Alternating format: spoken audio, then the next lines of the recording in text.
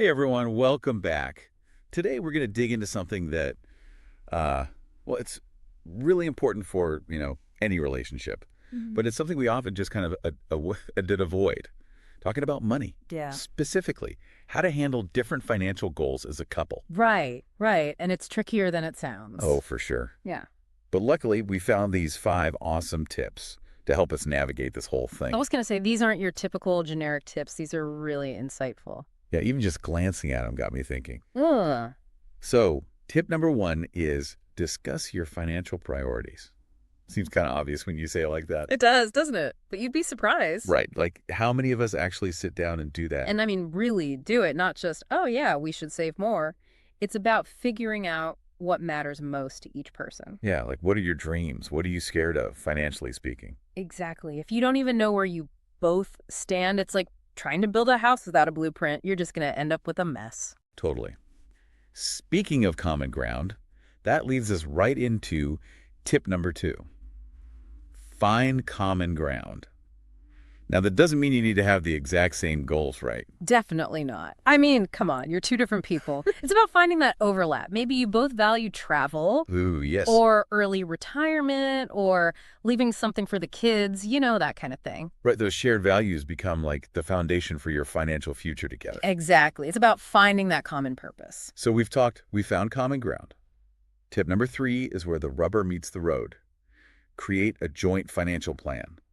And they really emphasize that word joint. And for good reason. This isn't about one person calling all the shots. It's a team effort. It's got to be a collaboration. Think of it like planning a road trip, right? You wouldn't just jump in the car and start driving without deciding where you're going. Or who's driving, or what to see along the way. Exactly. You got to map out the route, discuss the stops you want to make, agree on a budget. Oh, yeah, got to factor in those gas prices, right? Exactly. A joint financial plan, it's basically your roadmap to financial harmony. I love that analogy. And speaking of road trips, sometimes, even with the best plans, life throws you a curveball, right? Oh, yeah, always. Which leads us perfectly to tip number 4. Respect differences.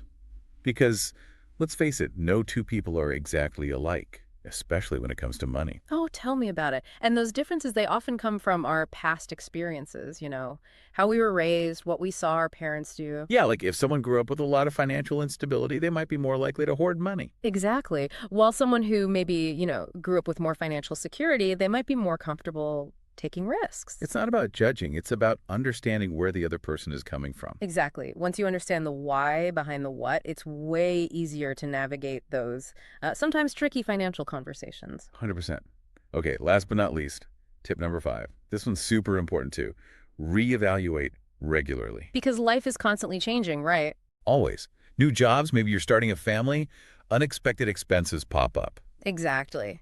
And what made sense a year ago might not make sense today. It's got to be a living document, this financial plan of yours, something you revisit and adjust as you go. Yeah, got to stay flexible. You know, what I love about these tips is that they're practical. Mm-hmm. And honestly, any couple can use them.